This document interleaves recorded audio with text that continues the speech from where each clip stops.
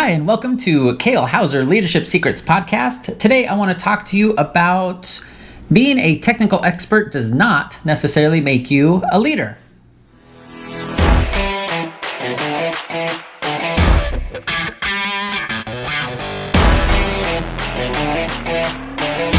All right, welcome back to the Kale Houser Leadership Secrets podcast. Thank you so much for joining me today.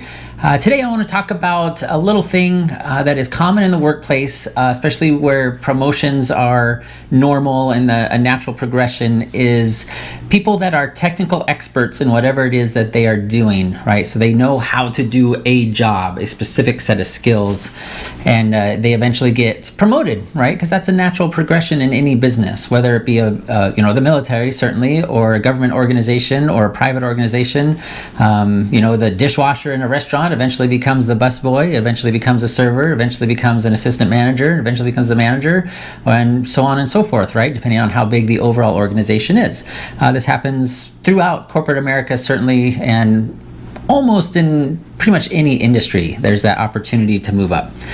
But the point being, if you as a business owner or a business leader do not have a process in place for identifying who to promote and what qualities you are looking for those next levels, and you're promoting strictly based off of merit of that current position that person is in, especially if it's a technical position, then your process is broken, and you've probably seen that at some point if you've been doing this for a while, if that is your normal way of promoting and advancing people in your company. The easiest example of this certainly is the military, right? Whether you're a young enlisted person that comes in when you're 18 or 19, or a young fresh college graduate that comes in as a lieutenant or ensign, depending on what service that you're in, it's pure time. Boom, boom, boom, boom, time. You start, learning your job, whether that's being a pilot or an artillery officer or pick anything, right? Finance, whatever the industry is, whatever that sect is, you become a technical expert first as you're younger in that rank and authority in that position, and you build that authority, you become that expert to where, you know all the ins and outs of the software, all the SOPs, all the gotchas and the lessons learned over the years. And then certainly in the military, it's almost an automatic, and definitely on the officer side, it is assumed that you will move into a more leadership role and move away from that technical aspect of your job. Now, this is common in the operational world, especially, pilots and things of that nature, where you become a smoking hot F-16 pilot. You become just a legit, Top Gun F-A-18 kind of guy, or a submariner, whatever the case may be in your service. But then there's that understanding as you grow in rank and experience, you're no longer as concerned with your piloting skills. You're no longer concerned with, driving the tank or commanding the tank regiment. You're concerned with managing people, with coming up with budget constraints and how to employ resources, things of that nature that become more administrative in nature. And not everyone is suited for that, and not everyone wants that. Going back to the Army model, that's kind of a big reason why they still have a warrant officer corps. And if you're not familiar with the general structure, most military services have enlisted structure, an enlisted cadre and corps, and then an officer structure that is more designed for the upper end leadership and overall management of the service. But the Army still has what's called a warrant officer corps, and they're kind of that in between. So you've got your enlisted as your base level, and your officers as your kind of C-level corporate, generals and things like that. But the warrant officers are the guys that you don't mess with. You don't ask them to do anything outside of, hey man, he's a really good attack helicopter pilot. He's a really good the Army has a ton of ships and boats. He's a really good pilot of that ship that he's assigned to. And that is what they do for their entire career. I think there's only, if I remember correctly, only 5 ranks in the Warrant Officer Corps, and they're only in charge of dealing with just themselves as warrant officers. But their sole purpose is to be that expert, that SME, that subject matter expert in that platform, whatever it is that they're doing. And outside of that, they kind of don't care, right? And it shows a lot. They certainly have a reputation of dealing with them, both good and bad. But that may be in your organization as well. You may have somebody that is pure sales. They are the perfect epitome of a salesperson. They've got all the objections to be able to handle. They've got all the product knowledge and everything that they needed to be successful salesmen in your organization. But that does not mean that they are good at handling people, that they are good at creating goals for the organization, that they are good at training other people, especially younger people that don't know as much as them do, and they're new. So you need to have an ability as the overall leader of your organization, assuming that you're in that position, to identify the people that would be good, that have potential to move from top salesman to maybe sales lead to sales department manager, and then on up, throughout your corporate structure, depending on how deep that is. Now, not having this in place is going to set you up for failure. You are going to see that there is a different skill set required from being a top salesman or being the ideal HR representative that knows all the insurance regulations and they've got the relationships with the different companies and knows the federal and the state regulations for hiring process, anti-discrimination laws and all those things, equal opportunity. But that does not make them necessarily, or would make them, a great HR department head.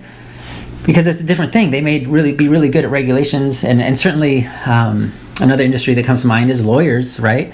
You've got very technical expert lawyers that are great at the law. They're great at court law. They're great at family law, whatever the case may be, pick your poison. But that doesn't mean they run a very good law firm. Making them a partner of a law firm may not be the best choice, because that requires more than being able to just present your case to a jury or in front of a judge or write, pick your law technical thing. I'm not a lawyer by any stretch.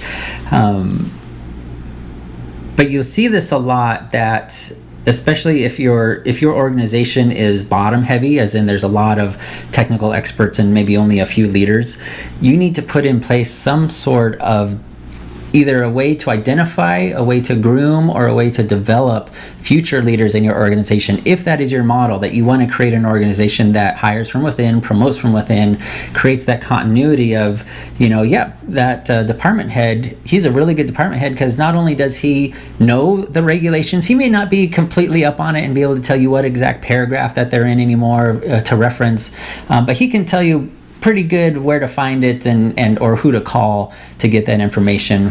But now he's moved out of that phase of his life, his or her life, of knowing all the crossed T's and the dotted I's, and he's moved into the developing people and managing the younger generation that's come behind him.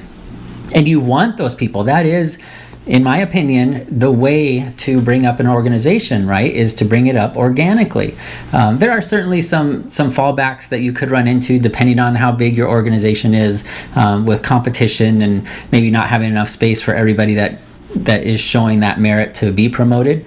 But generally, bringing in outside senior leadership and senior management, I think, in my opinion, and there are absolutely exceptions to this case, bringing in that outside management and leadership would cause more harm than necessarily good, right? Because it's an outsider mentality. You create that us versus them mentality, especially if they come in, they start changing things and doing things different ways than what's done traditionally or as part of your culture in the organization. But that goes back to, how do you hire people into your organization, especially into a leadership role, whether that be a middle manager or a executive of some sort, department head.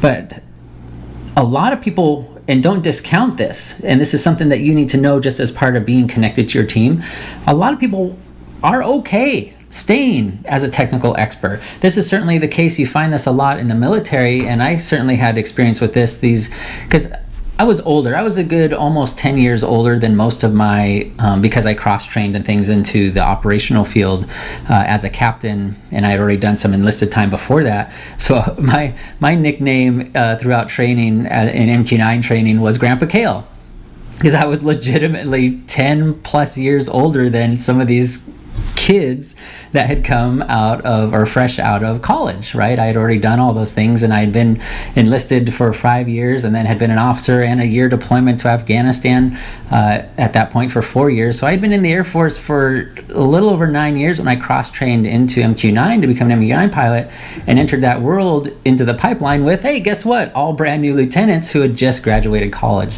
And certainly a couple of them had been prior enlisted and they were older, but for the most part, I was 10 years older than a lot of them, so I had different experiences and different perspectives on things. But I found as we progressed and we went our separate ways to different squadrons and dealing with these other, because I was kind of put into not necessarily a leadership position automatically in the squadron, but definitely different responsibilities being a captain versus a younger lieutenant that these other guys were. Their focus was almost purely on becoming technical experts in the MQ-9 platform, right? Tactics and procedures and doctrine and all those types of things, to be technical experts in the application of our platform to the battle space. And while I had to learn all those things and be that, I also was in that position because of my rank that my focus was on, starting as the assistant flight commander and then the flight commander and then assistant director of operations, right? It was a little bit more advanced and I was trying to dual hat a lot. Because of one, just my inexperience in the platform, and two, my rank created this little bit of a disconnect versus being together as a common officer progression would be. But that's leading me to my point of a lot of these younger, again, I'm going to use kids very loosely in the sense of the term because they weren't kids, they are young men and young women. They enjoyed that aspect of it. They're like, man, if I could just stay a captain and just come into work every day, fly my airplane, do the mission and go home. And I don't have to worry about writing operational reports. I don't have to worry about writing evaluations on, people that are a part of my flight. I don't have to worry about finishing schools in order to be considered promotion eligible or doing community service, all those things to try to promote themselves into these next ranks when they're totally okay with their paycheck, maybe a cost of living raise or whatever. They were totally okay with the responsibility level. And they actually really enjoyed the job that they were doing, and they wanted to stay in that. And they're like, man, I could do this for 20 years. This is perfectly okay with them. But unfortunately, in the military construct, outside of a warrant officer, that's just not possible. You can't do that.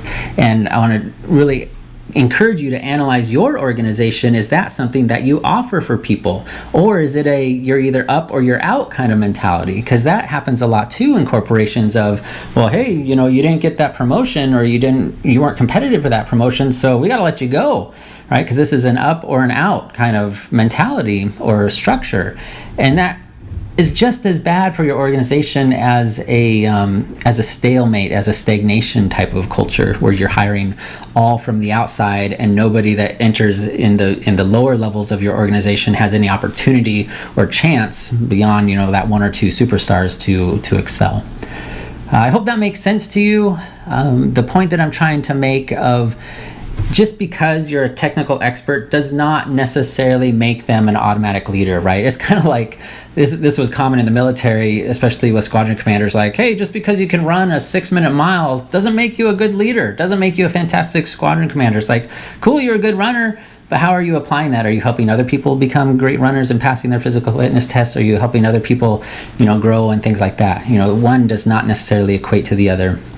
And I want you to make sure that you're aware of that in your organization and how you can change that if that indeed is the case, that you do not have a process for identifying leaders other than, George, he shows up to work on time and he's doing a really good job for us, and, he's never miscast a die that we've asked him to make or anything of that nature, right? He's always good on the phones and things of that nature. But you really want to look into that. And we'll certainly get into that a little bit later of what are things to look for as you're looking at people to promote, especially within your corporation, as far as the differences between hiring somebody else from external and how to go through that process versus promoting somebody organically within your organization. All right, thank you so much for hanging out with me today. I really appreciate your time. If you have any questions, comments, or concerns, please shoot me a line at kalehouserleadership.com. Please, likes, shares, subscriptions are all fantastic. They super help me out get ranked so people can actually find me, and we can change the way leadership is done in the workplace. Have a fantastic afternoon, no matter where you're at in the world. Bye.